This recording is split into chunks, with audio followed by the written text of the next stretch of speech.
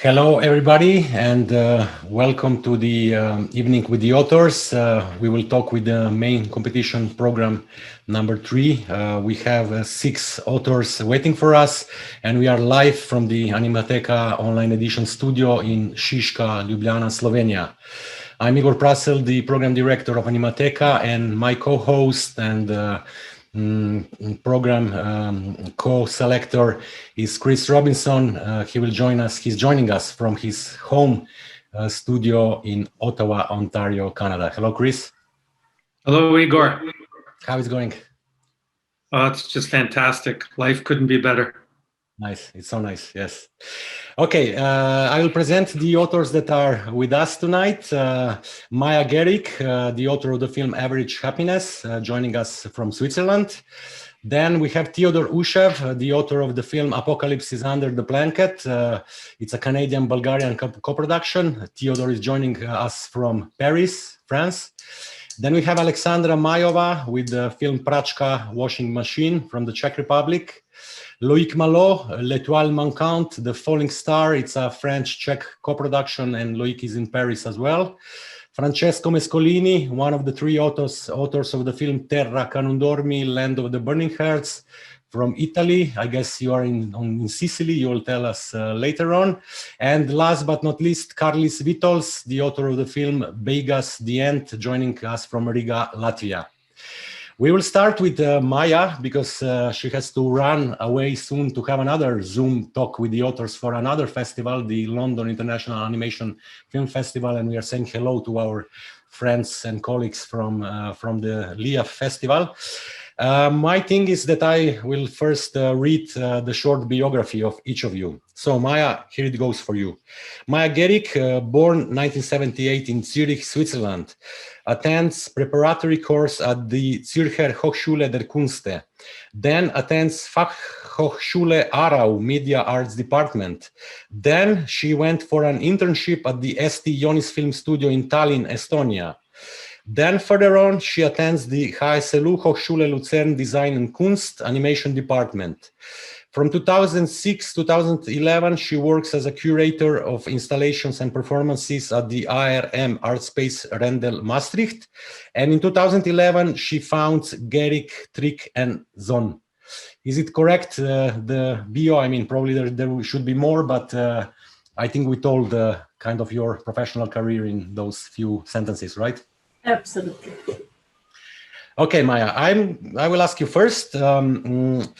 You stated in the hello video that you sent to Animateka that the start of this film, Average Happiness, the idea to transform statistical diagrams into sensitive bodies was triggered by a misspelling for a proposal for another project. Can you explain a little bit more about this, because it sounds really like a funny trigger? Yeah, well, actually, it's a spelling error that works only in German, or maybe in other languages, but not in English. I had to draw an organigram. That's a special diagram type, and for some reason I wrote onanigram instead when I had to describe it, and onani means masturbation in German.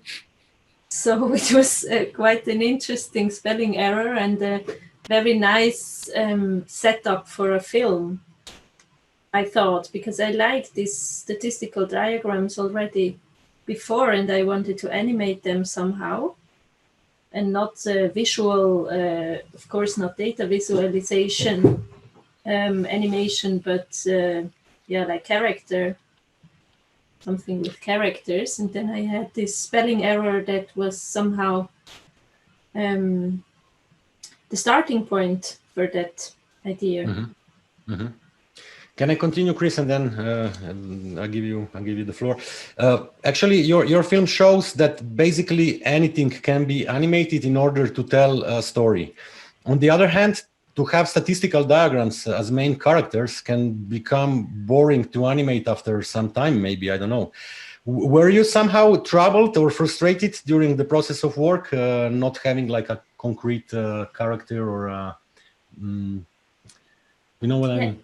Yeah, actually, I like very much this scenography part in animation, and also I did some puppet animation before, and I think that helped me with that because I like to build scenographies. Like I was enjoying very much to build that forest and the city space and everything. But indeed, it was strange to have characters without eyes and without the real psychology behind. But maybe because I'm not sure if I can say that I'm more a filmmaker than an animator, but I like animation, but it was never my favorite, most important part in filmmaking, I would say. And that helped. And the colors were nice because the colors were so bright and so different from the rest what I do because it's found footage. I had some surprising color combinations that were just there because I combined these diagrams in these sceneries. Chris? So is this meant to be like pornography for statisticians or? No, actually, during this process of making the film, it was a bit less masturbating and so it developed to, let's say, more a journey or something erotic, maybe physical, but I wouldn't say that it is pornography. But if you check the description of pornography, it's just that you see genitals. So, I mean, of course, you can see genitals in these diagrams, but it's a bit up to the fantasy of the viewer. And it depends. I was showing it when I was almost finished. There was the person who did the titles, and she actually didn't see any eroticism in it. She enjoyed the movement and the colors, but she was not really seeing this erotic part that I would say is quite obvious. That's not the answer I expected. Yeah. What did you expect? I don't know what I expected with that question. I never know. Mm-hmm. So I had a theory originally when I first saw it that I thought, oh, maybe she was at a conference somewhere and started falling asleep while some guy was droning on with his statistics and then started imagining or hallucinating. So, but you actually enjoy graphs and these statistical. I mean, you are maybe right because I'm completely still I have no clue what the graphs are about, and when I try to really understand graphs, I can't actually. But Sorry, the imagery you're using, the different graphs and stuff. Did you took those from actual? Yeah. Did you pick, like, did you select specific topics, or you just whatever looked? It was nice. it was a mix. I had like ideas that I would like to avoid certain topics, and that I would like to include certain topics, like of course trade and financial world. When I started the film, it was this more this crisis, the bank crisis going on and stuff. And then of course I was also interested in these gender issues. So I collected also via topics and themes, but the selection was purely made by formalistic reasons where I had ideas how I could use them, and somehow the content came just by combining these different fields and different topics with each other. Can we talk about sound a little bit? What about the use of specific sounds in the background? How did you decide which sound would fit the image? But also the lyrics. There are some lyrics. There are some songs that are not completely understandable, even if I think that they bring some message. Can you explain? Yeah, I mean the voiceover in the film, the male voice, that was actually right as Chris suggested, was the dramaturgical framework that we wanted to have. And there it was this idea to have kind of a PowerPoint situation where you doze off and you go to a dream world where things are completely different and sexy and whatever. And this is also a found footage situation. So this guy actually exists and he did these lectures and I asked permission, and luckily he has humor and he is very open, scientist, mathematician, econometric guy. So I could use this, and then I worked together with a composer, a friend of mine, where I also worked together with in Amuret, and she's a singer. So somehow we had this. She was playing around with her voice, and then we were just making a list of all the titles that were enclosed in the graphs. Mm-hmm. But that was actually even she's repeating the titles of the graphs. She's singing. She's singing these titles, yeah, and making like a lyrics out of these titles. And actually, the title "Average Happiness" was quite late, so I took actually this title from her improvisations with the words that came from the titles of the statistics. So she's singing like I-O and things like that because it was in the statistics. That's an interesting part because it's comes on like a Greek chorus meets Laurie Anderson late 70s or something. It's quite a weird, refreshing moment. Yeah. Okay, maybe just one question each, Chris, because Maja has to go and we have to continue. Maja, coming from Switzerland, the land of chocolate and banks, and do you think like you will be, or were you approached by a bank company and asking you to make something for them when if they saw your work, or would you transform? Would you use this, let's say? Not really technique, but the modus that you used in this film for some commercial work, if you would be asked for?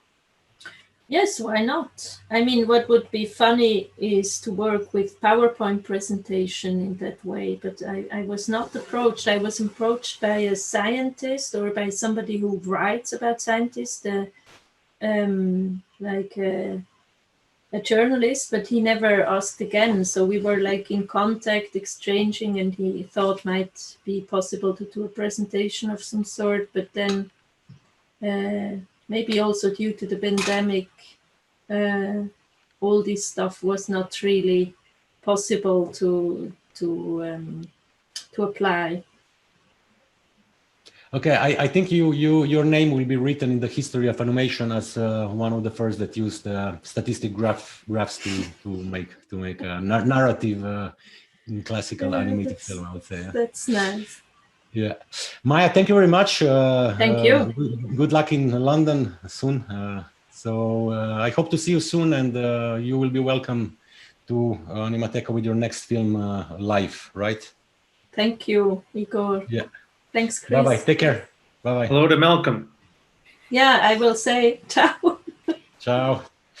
Okay, so we continue and we go to Theodore Ushev, Apocalypse is Under the Blanket. Theo, I will try to, I shortened your biography, but still it's kind of like quite long one. So I start immediately. Theodore Ushev was born in Bulgaria and graduated stage decoration, animation and makeup at Plovdiv School of Scenic Arts. He obtained a master's degree in graphic design from the National Academy of Arts in Sofia. He first made a name as a poster and graphic designer before moving to Montreal in 1999. There he quickly gained a reputation as an animation filmmaker for the National Film Board of Canada. He created live show, multimedia and promo animations for the British band Public Symphony and David Gilmour's In an Island album and live tour, and the illustrations for Chris Robinson's book Ballad of a Teen Man in Search of Ryan Larkin. In 2012, a short musical film based on Kotarashki's song Demony won more than 10 awards, including nomination for the new inaugurated Canadian Screen Awards. The third film from his 20th century trilogy, Gloria Victoria, was named Most Well-Liked Animation Short of 2013. The film also got a nomination at the 2014 Hollywood's Annie Awards. Theodore Ushev's last short animated masterpiece is a free adaptation of Gehrig Gospodinov's novel The Physics of Sorrow. Jeez. And Theo is showing us a canvas, or no, it's just a painting that he just probably made yesterday night. Hi. Is it? I think we're out of time now. Okay, Hello. let me start, Theo, and to understand one thing. So beside your incredible lineup of professional films made with the NFB in the last year, you have also directed your first feature fiction film in Bulgaria, but also made few independent films as Living in a Box, where you are confronting the COVID pandemic, and Apocalypse is Under the Blanket, which is a political statement critique on the neoliberal capitalistic society and the crisis the world is in today. How can you be so productive and full of ideas and work all the time and just like make a film after a film and even like go to Bulgaria to shoot a feature in the meantime? Man, you know me. I just cannot live without doing films. It's just in my blood. So that's why. Actually, the film that I'm showing this. Actually, I just have to start with this. I'm so sad that I'm not in Ljubljana right now because it was my first Bulgarian film that I thought, wow, now if I get selected there, I can go there and be in Ljubljana again. And I'm so sad that I'm not there because of this fucking situation. But next year, I hope that I'll be there. And even if I don't have a film, I'll just go and get drunk and drink Malvasia and have fun with you, Igor. Yeah, so... yeah, I just did 3 films during the pandemic time because I had nothing to do. I couldn't travel. I was preparing the pre-production of my live action film, and it's very boring, as you know. And I just needed to make films after films and after films, and I was spitting them out. Actually, the title that you have, it's a title that Chris Robinson gave me. The original title of the film was Apocalypse is Behind the Corner. And Chris wrote me, no, it's not behind the corner. The apocalypse is under the blanket. So I have to credit him for this. As for many other things. And we moved too. You helped me move. So we had a busy period. Oh yeah, I helped him move out from Montreal to. If you ever need help moving, he's really good with. Thank Theo, you. I think we can call your film like a hybrid film because, as I understood correctly, it was part of an exhibition of yours titled "In the Mirror Dimly" that was set up in the Sofia City Gallery. Can you tell us more about it? Is this correct? Not exactly the part of the film. I did like it was immersive installation, and it had some animation in it. And I decided when I had this idea about this film that I can use. I was like recycling some of the images from that video art. But the film is completely new. It just uses some animation from the immersive installation. But all the concept and everything is completely new. And when the pandemic started, and I was listening all those stupid statements of the state governors that were telling us everything is gonna be okay, keep smiling, and you're like getting into the deep shits everywhere. And I decided, oh, this shit, I cannot listen to them anymore. So I just started imagining how it's going to happen if I put them and juxtapose them with the body of corpses of the dead people, on which the biggest surprise for me is that no one from all the leaders, it doesn't matter that they got sick, no one of them died, which is like it's a surprise for me. Statistically, there were at least 20 or 30 out of them who got sick, and no one of them died. It was only ordinary people who were dying. And all there, they got cured. You know, biggest asshole you are, easier you are going to the illness. So it just gave me the idea that actually it's not the virus that kills the people. It's the fucking medical systems who are not treating properly their citizens, their normal, ordinary citizens. But you know, for the state governors that give all the statements there is no problem. They don't die. Statistically, they're like 0% mortality there. So this is what the film is about. It's like the hypocrisy and the absurdness of the situation that, you know, normal people die, but not the politicians. Actually, you decided that those speeches of those politicians, you played them in playback or subverted them, and then you put you accompanied them by some choral chants. What was this? The purpose, like, is just to tell that anyway what they are talking, it's not word, and then it's nonsense. They speak nonsense. It doesn't matter if you turn it back or forth. It still continues to be. It's a fucking nonsense.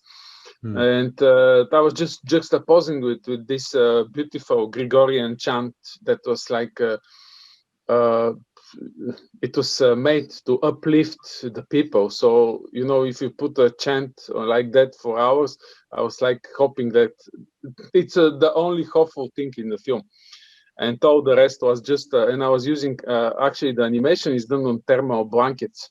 I used like thousands of them to make thousands of pieces, cutting them. You know, those thermal blankets that they cover the dead bodies, and they cover them in the hospitals, in the ambulances.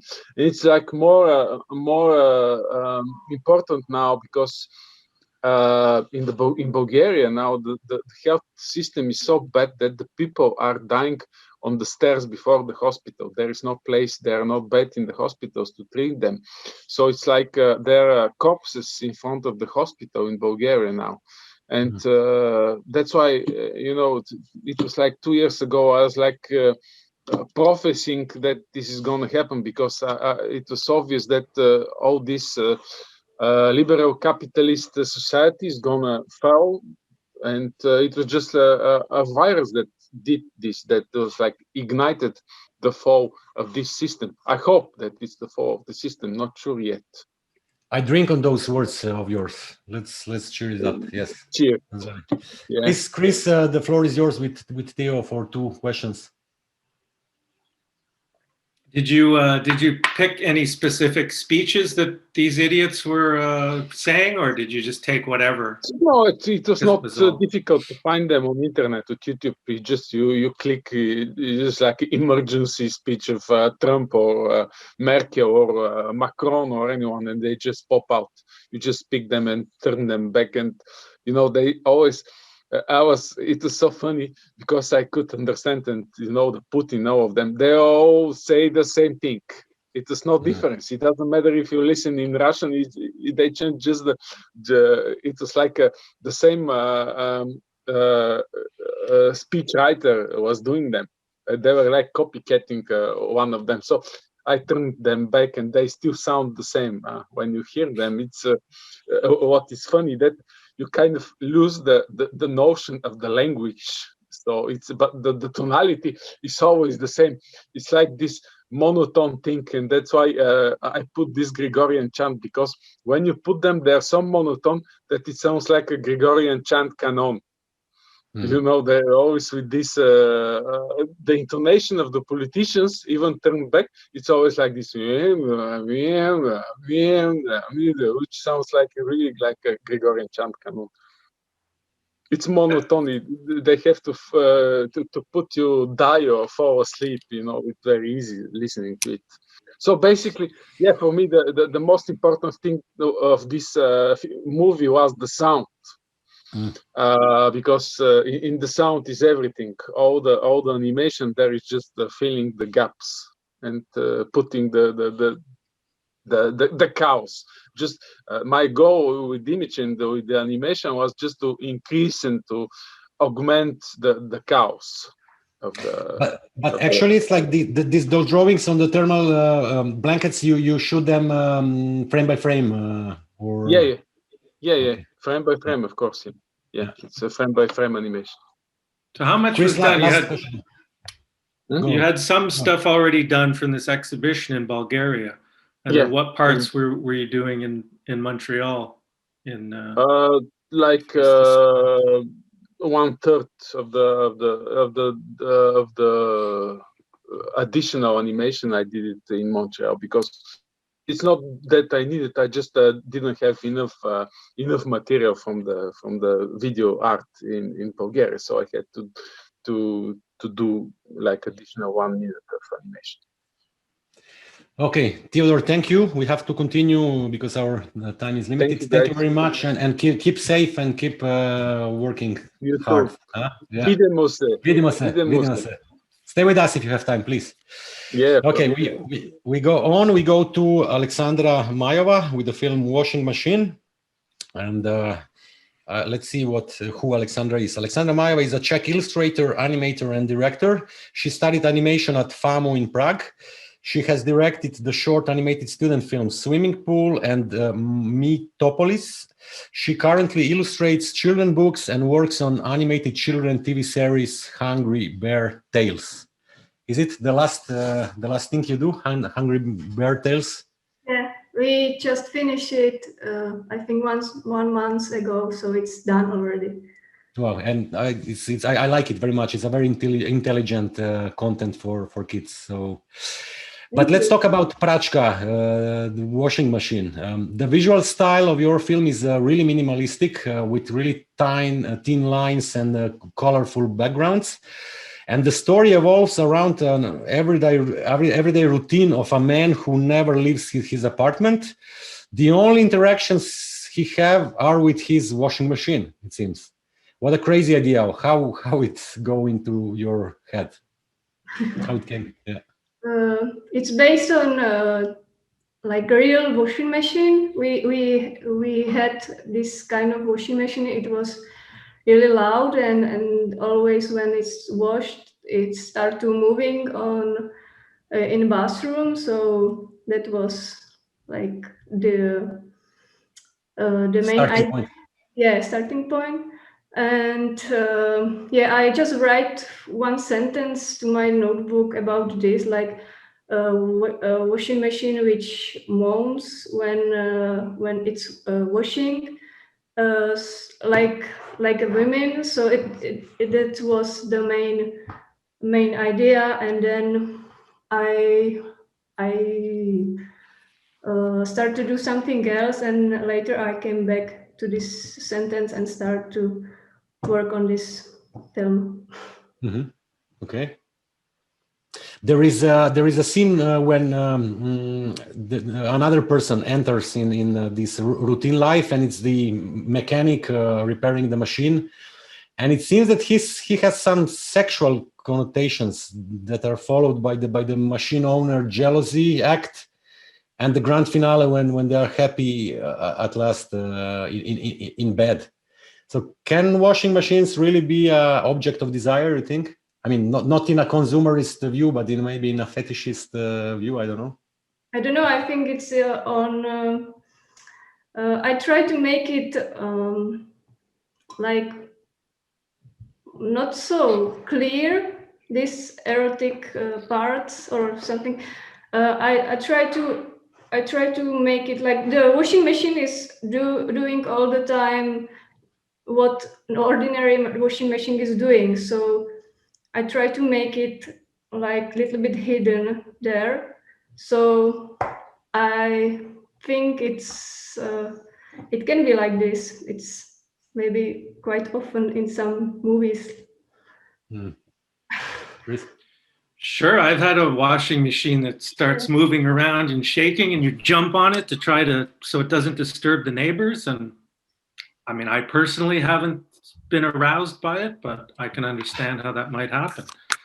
So The choice of colors, you got the green, the yellow, the white, to sort of show the different settings in the apartment. What these just natural colors you use, or did they have any specific, meaning to you? Or actually, I just I make some research. Usually, when I work in illustration or something, so I'm looking to some pictures, and if I like some color combination, so I usually download it, and after that I'm trying to put them together how it's looking. And I like when the color is how to say, when there is not so much color, so I try to use some combination with less color. And this one, I think I was inspired by Paul Klee and Miro's pictures, and from some other films and pictures from some artists. and did it's a very quiet, minimal sort of film. Was there ever a moment where you had something more elaborate, like with dialogue, or you knew right from the beginning? I don't think it would have been as effective if you had dialogue. Actually, it was the sound. We work on the sound, I think, very long time with my sound designer Jan Richter, and it was quite long process. In the beginning, there was a lot of this moaning and sighs, and also some voice, more like men's voices and everything. And then in the end, we decided to take away almost all these sounds from human and just make it minimalistic like it is. And I think it's worked better than in the beginning without these real human voices. And did you choose, this might be a stupid question, I have many of them. Did you choose a man intentionally to avoid any sort of stereotype? If you used a woman with a washing machine, people might say, oh yeah, typical old school. Once again, I'm not sure if I heard it good. Why is it a male character? I don't know.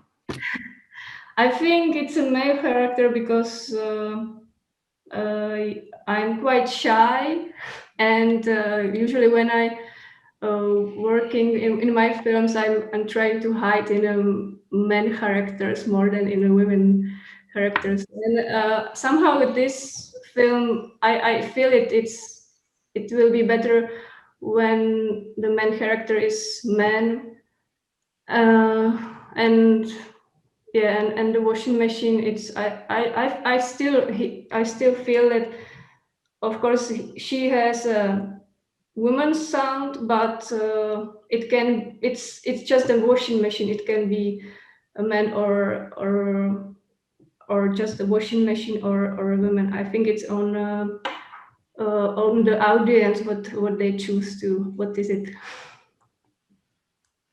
Alexandra, actually it was a completely independently made film without any funding, just at your home studio on your computer, I would say. I'm interested, how fast have you been working with the film? So was it a really fast production or? Not so much, because I made it in my free times. It started when I started to work on the TV series. It was in 2013, I think we started. So in the daytime, I work in this TV series, and by evening I work on this film, but not all the time. Just when I have a mood and when I have the time for it. So, like when I started, it was 2013. 2015, I think, but with the script and everything. And then I started to animate, I think, 2018 and 2019 it was finished. So I think the animation was together 1 month when I'm counting hours, evenings and something like that. Yeah. And this was made by intention that you didn't want to apply to any fund or ask for any financial support? It was like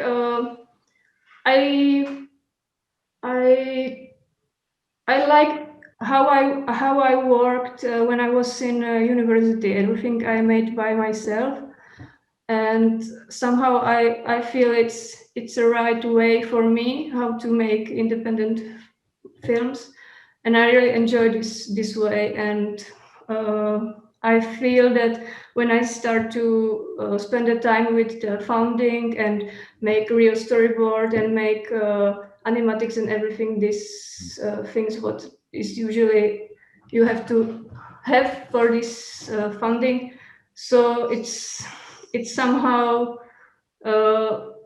hurt the film what I had in my mind. So I just start to animate when I feel that it's ready for the animation, and it was totally free, and I really enjoy the process. I could change what I really wanted, and I really enjoy all making of this film. It was really fun. Okay. Sometimes it's easier to just make it. Yeah.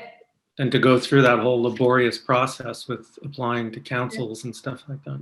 I suggest it. Sashka, thank you very much. We have to go on. Thank you.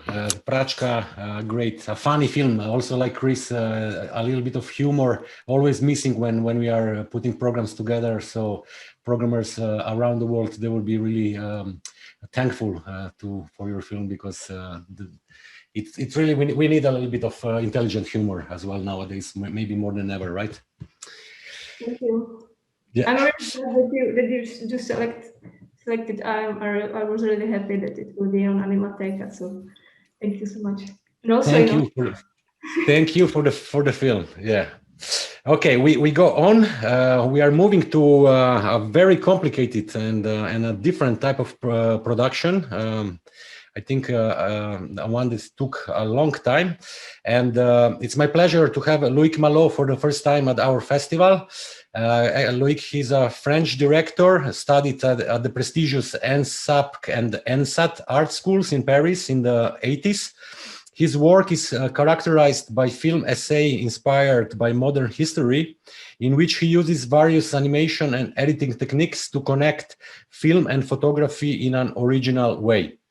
And actually, why I'm happy, because actually it's a co-production between Lardux Film and Marmita Film from France and Maur Film from the Czech Republic, where a big part of the film was made. So this gave the film the chance to compete in the Animateka program, which is reserved for Central and Eastern European productions or co-productions.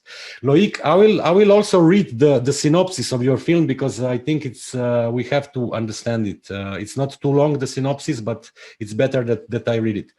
The last moments of consciousness of Stalin, a lonely tyrant who thinks he's immortal. The evocation of the mental chaos of the little father of the peoples, suffering from very powerful delusions of persecution during the 3 days of his agony. But is he really dead? In the Soviet limbo, Gulag's revenants wants to settle their score. That's the official synopsis.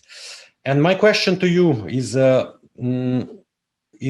how long has the production took, and how long have you been researching archival material and preparing the script before the production? Wow, it's a big question, Igor. Well, first, I'm totally at the opposite side of Alexandra. I would like to make minimalist film, but I can't. I don't know how to make it.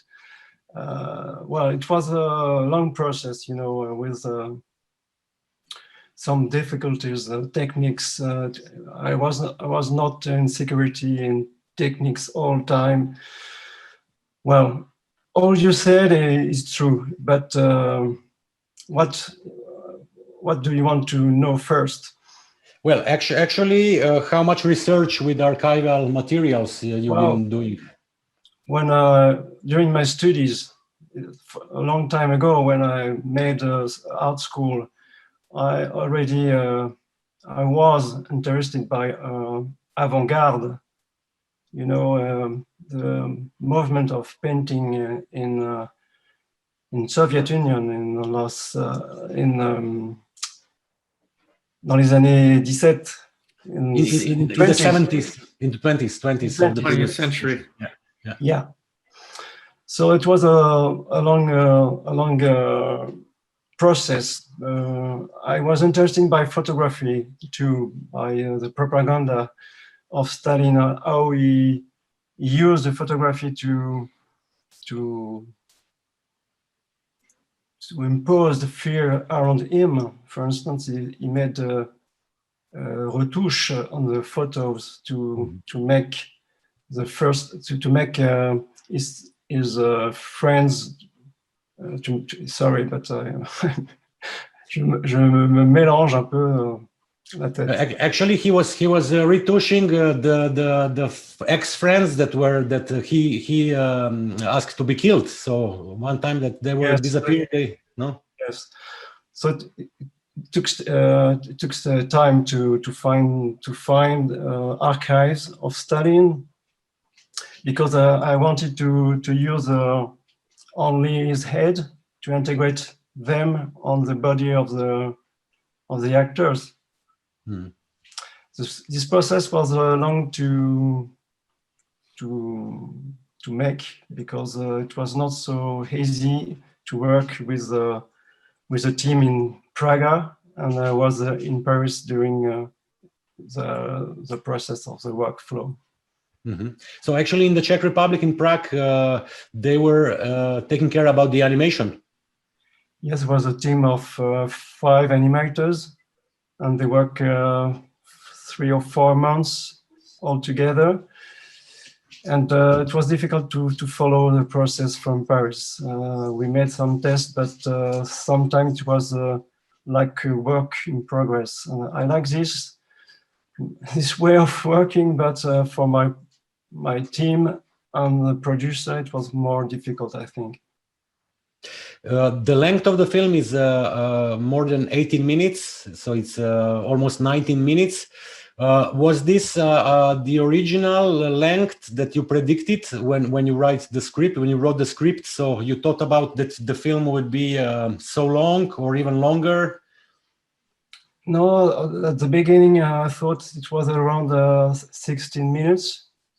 But in my way of working, I mean that I hid some sequences. I changed a little my way of working during the process. And just I pass it to Chris for the script. So how precise the script was? Is there like a scenario for a film that it's completely ready? I think there is, because I was in a cyclic commission years ago when we read the projects, and actually your project was presented there, I think 6, 7, 8 years ago, maybe even. Yeah, you're right. It's a long time. So with the script, did you change the script many times, or once you had it, that then you were keeping on the script for all the version for more film was the final version. But before there were I changed. The dialogue was the most important thing in my film. The dialogues between Stalin and the two prisoners, because I wanted to introduce some part of history inside, and I needed to be more precise during all the film, precise to try to explain what was the mood during the Stalinism, during the Stalinism. Okay, thank you, Chris. Well, you sort of answered this, but I had the question when I saw why Stalin and why now. You've answered a little bit about this. I like to mix history in my project. You know, I am a beginner in animation. It's my second film, so I work by my own. I try to follow my vision, and sorry, I lost me. Can you repeat what we want to know? It was just why Stalin and why now? Oh. Well, I think he's a good guy. No, he's not my friend, but it's a good guy to make a story around his way of acting, of making fear around him. Well, it's not. Well, I lived with Stalin a long time, but now I don't think about Stalin, not more anymore. Okay. Yeah. Okay, but it was kind of for you personally. It was how to say, like a special interest, like a persecution, or it was in your head. That's also, I don't know, because I was thinking, like in France in the 70s, 80s, like communist parties, they had even like Stalinist fractions, you know. So it was even without knowing what's going on in Russia, but they were saying like, we are Stalinist communists. Yes, it's true. But in France, there was a research on from some the sociologue. You know the book, the Livre Noir du Communisme, the Black Book of Communism. Yes, it was very important in France. It was important for France, for French. But one of the points who inspire me is the mental disease of Stalin. This is the most important point, I think, in my way of imagining. So it's more a fascination with him specifically than maybe, you know, there's more and more talk right now, you know, these right-wing leaders, but this was maybe separate from this, has nothing to do with contemporary politics. No, yes, but on one hand it has, because like towards the end of the film there is Margaret Thatcher who walks in and tell the prisoners to leave Stalin alone, that he's a good old fellow and he's sick, no, I think. So can you elaborate more on the role of why putting then Margaret Thatcher in the film, and her being like, how to say, even say like Stalin was a good guy, I think that's what she's saying. Yeah, what I can say is I try to make a kind of theater of the absurd. I mean that Thatcher coming at the end of the film is very, very strange. Now, to my point of view, I try to introduce this kind of idea how was the Soviet society after the death of Stalin. I mean, the dollar has broken all the ideals of communism. Identity. Yeah. And I think it was a way to end the film by speaking of this aspect of the Soviet society, of the communism. Yeah. Loïc, before you said that actually you are quite new to animation, and after this process that, if I understand, was also, it was kind of it was not a nice process. It was a long marathon. It hurt. You had problems. There was always. So, do you think you will return back to animation for further future projects of yours?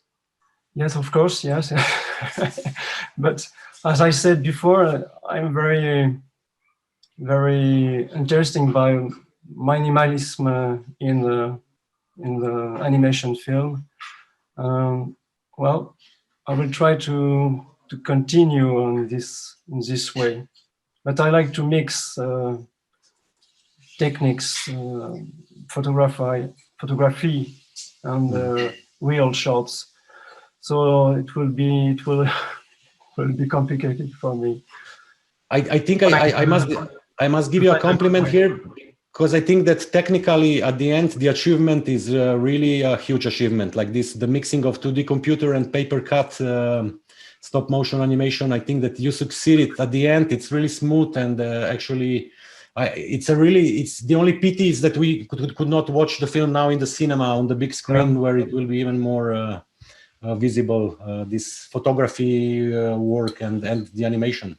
Yes, because the texture of the archives are very interesting in screening.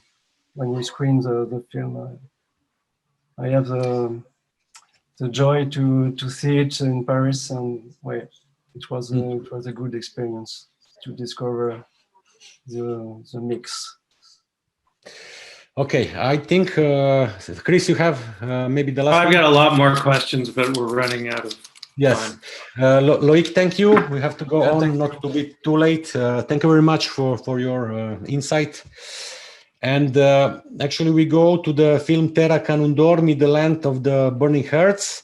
It was made by Francesco Mescolini, Marco Rinicella, and Valentino Presti, and they are a trio united by the passion for illustration, in which they majored in 2019 at the ISIA school in Urbino, in Italy. Terra che non dormi is their first animated work in where all their styles are illustration are united. Was it correct? Hi, yeah. Francesco. All correct. So, where are you? First question, because we could not. Are you in Sicily or somewhere else in Italy? Actually, I am not Sicilian. I'm of the central part of Italy, but the others two members are Sicilian, and I think they are in Sicily at the moment. Okay. Your film is made in the best tradition of the so-called pictorial Italian animation school that is made by authors like Ursula Ferrara, Roberto Catani, Simone Massi, Gianluigi Tocafondo, or Virginia Mori. Are you aware of this, and were you inspired by their work? We are very inspired by, above all, Gianluigi Tocafondo, because we discovered animation and the passion for animation during the lessons of him. He was a master for us, to say the truth. What was it about his work? What is it about his work that really appeals? I love Pinocchio. I love another work in Italian. The traduction is being living or being dead is the same thing. Definitely, I love his way of give an expression to every characters, every scene, and it is amazing his way to make a work commercial with his I don't know, beautiful atmospheres. And this go on. And this is the things that we want. Me personally, I want to express through the illustration and the animation of our videos. Let's talk about another very important Italian author, and his name is Vittorio De Seta, and he's a very, very important documentarist and filmmaker, maybe not so much known outside of Italy. I had a chance to watch De Seta's film from 35mm prints, and it's a mind-blowing experience. But with your film, you made this journey into Sicily of the 50s with the film Tempo dell'Ufficio Spada that is showing the arts and craft of the Sicilian people that De Seta wanted to keep and fix on film for the fear that this micro world will disappear. Yeah. So beside being a homage to the Seta, is also a homage to the Sicilian fishermen and workers, I would say, that you now reproposed in a way. Yeah, it is sure sort of celebration of this type of workers and this type of people, because I think that in this century there is a sort of lost of contact with the work, but also with the nature. A loss of carnality. I don't know if it is the right term. Carnality. Well, we're in the sexual territory. No, not in the sexual. So maybe not the no, maybe not. Carnal appetite, we'd say. No, with a sort of material and very strong connection between man and nature, between man and the reality. The fishermen's made a very, I think, hard life, because the fishing of the fish, of the swordfish in this case, was only a thing that he must doing, and because if they don't carry home food, they can't eat in that day, and so is a very different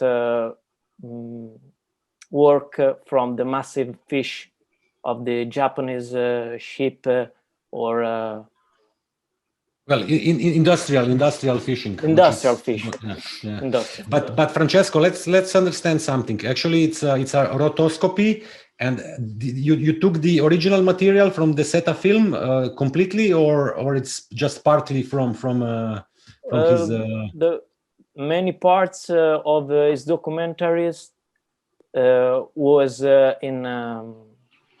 to make the video, but there were there was also research from every font, every kind of documentary that would make our short animated. Okay. And we chose this technique since it was the first technique that made us know the animation. And the making all this frame was really fun for us, even if it was hard. But it is the like the ideal of our video is the way to stay close to the material form of make a video. Okay, Chris, maybe you have a last one. I had a few, but well, just when you mentioned the collaboration and how much fun it is, how with all of you working together, did you have specific roles, or is it all overlapping? Well, we are working and not. We have different skills in our work, and someone as the work of the editing, some other to the sound design, and the thing that connect all of us was it is the illustration, and this is the thing that we want to do in our video always. But Valentino, for example, is the the person who make the editing. I make also the sound design.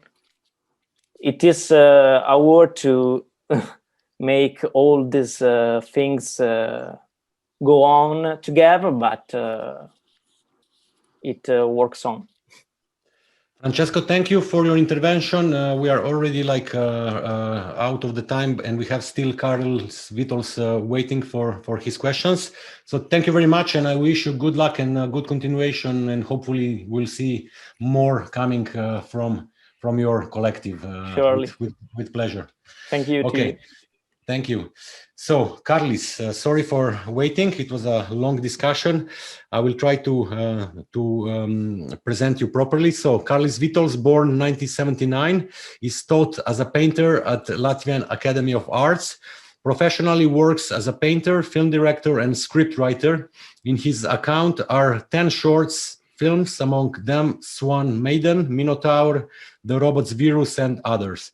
Currently, he works on his first feature-length animated film. Was everything correct? Probably like you have more in your professional career than what I just mentioned, but let's stay with the animated film, and let's talk about your last animated short, The End. Okay? Actually, it's not last. It's the previous. Okay. Last was Swan Maiden, and its premiere was delayed.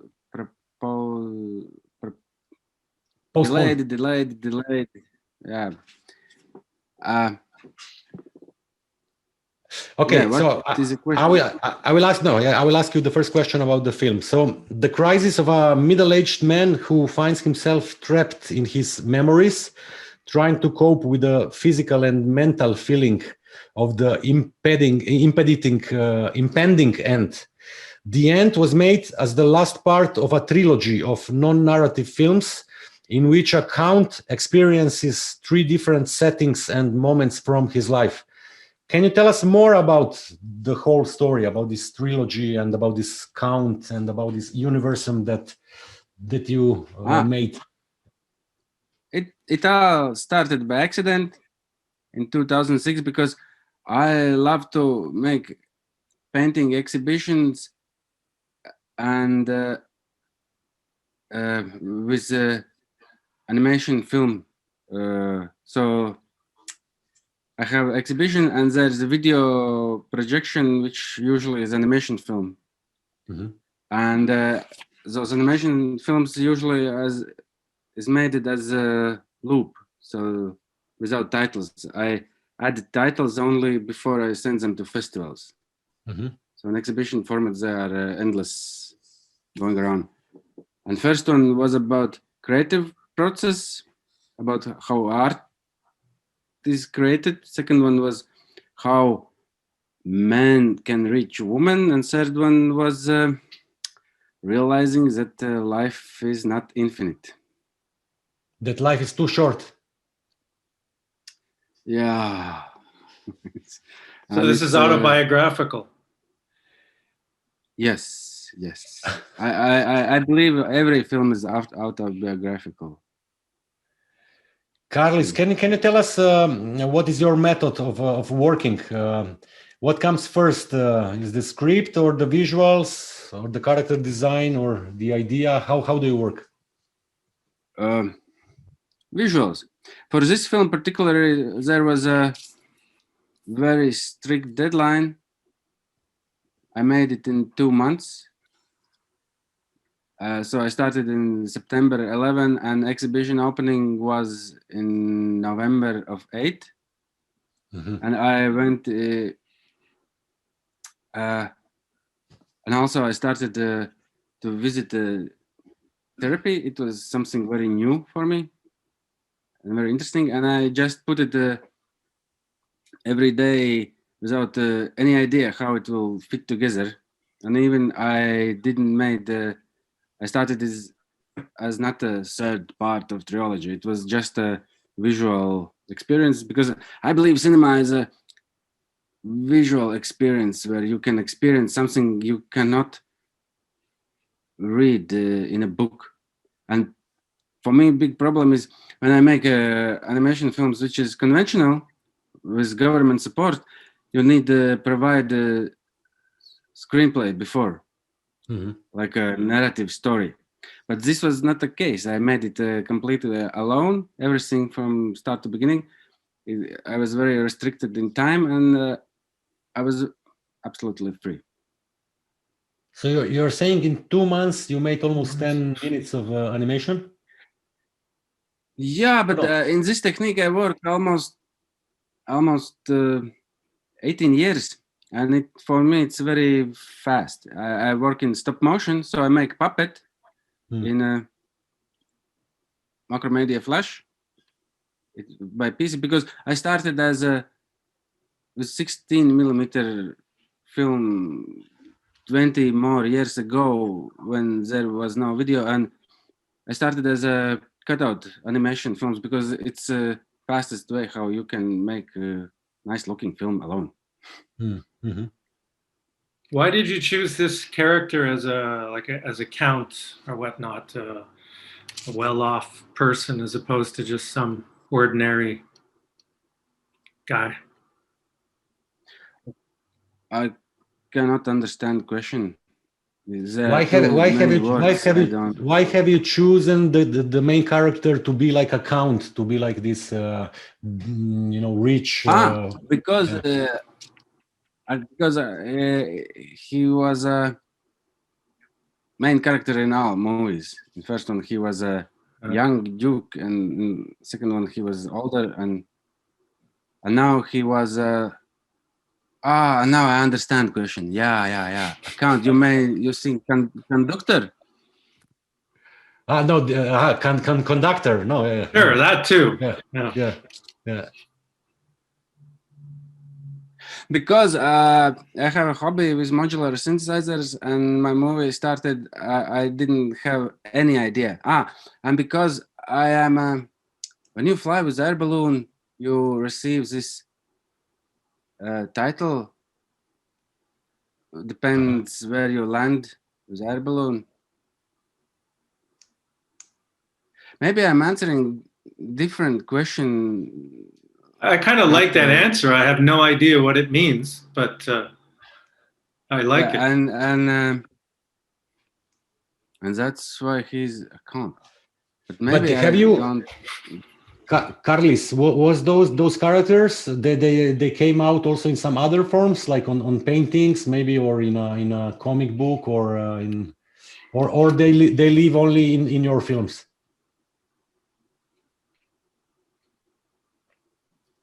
Yeah. Sometimes I do comic also.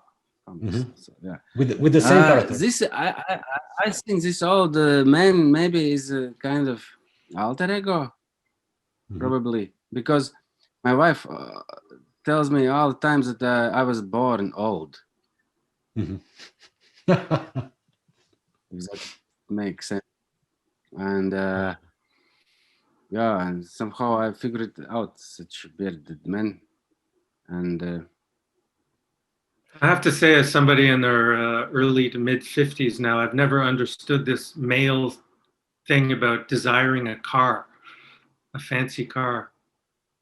But somehow that's... there is actually an air balloon. Life.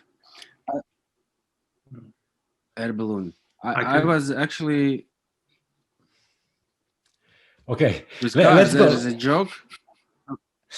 Let's go back, because it's already really late. We have police hour here in Slovenia, and actually I have to come back home safe. Otherwise, my partner she will lock me out of the door. Call an air balloon. No, yeah, it will be nice to have an air balloon in such a situation. That's for sure.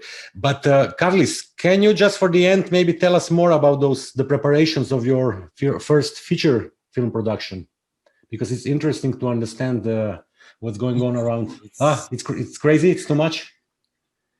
No, actually, we got this government support for crisis projects or something, and we forced a little bit. It will be. I want to make a family film, So kids can watch and grown-ups can watch, and the story is enjoyable. And it's so hard because I decided I know how to make art house movie. I do it almost all the time, but I want to make a film which will be enjoyable for people who understand with cinema maybe something not so fancy, but more simple concept. Yes, and it will be about the 18th century grand tour. In short. Okay, I think it's a very delicate moment starting preparation for animated feature film. I can tell you from talking and meeting with the Estonian animator Kaspar Jancis, that probably you know, and he had big problems that actually caused almost also like the end of a Nuku studio because of complications with the production. Luckily, Nuku is still there. Kaspar is still there, alive, and still continuing doing short films, luckily. But it was a very hard experience. So sometimes to start a production of a feature animated film can really change your time. But I'm sure that you are ready and that you are in a good condition. Thank you. I also hope I'm ready. Yeah. No, okay. Yeah, Kārlis, let's try to close this because it's we are 15 minutes later than predicted. I would. Do you want to say something for the end, Kārlis? Because you had to wait. So just maybe to say something that is nice to close this evening conversation, if it arrives to you. No pressure. I hope to. Yeah, I would like to see you all in a real festival, because for me it's very hard, those Zoom festivals. It's true. So my best wishes to bring back real festival. As soon as this pandemic will be over, we're going back to cinemas. I can tell you, it's like I'm also working at the Slovenian Cinematek, and in this moment we have a exhibition of Federico Fellini, like costumes and drawings, original drawings by Fellini, and it was open only for one day, and we have all the film prints because it's a centenary of his birth this year, and we could not screen them, and we are just waiting and hoping it will be a nice moment to get back to the cinemas with the Fellini retrospective and exhibitions and exhibition. But yeah. I think we cannot live without culture, without cultural events, without meeting people, without going out for drinks. And let's hope, like Theo was saying before, that those in the power, they will not kind of trick us again now when the vaccine will be distributed among people. Let's see if it will reach people and how fast we will recover after this. I thank you very much for this. It was really a pleasure. I have a feeling we could talk for 1 more hour, but let's go to rest. We have another day tomorrow and another day on Saturday when we have to finish the talks, evening talks with the authors. I hope you will try to see at least the closing award of Animateka on Sunday evening live. And I hope you will manage to watch as many films. And I say I love you all, and take care and stay healthy. Bye-bye to everybody. Thank you so much. Ciao, ciao. Thank Ciao. you. Ciao, ciao.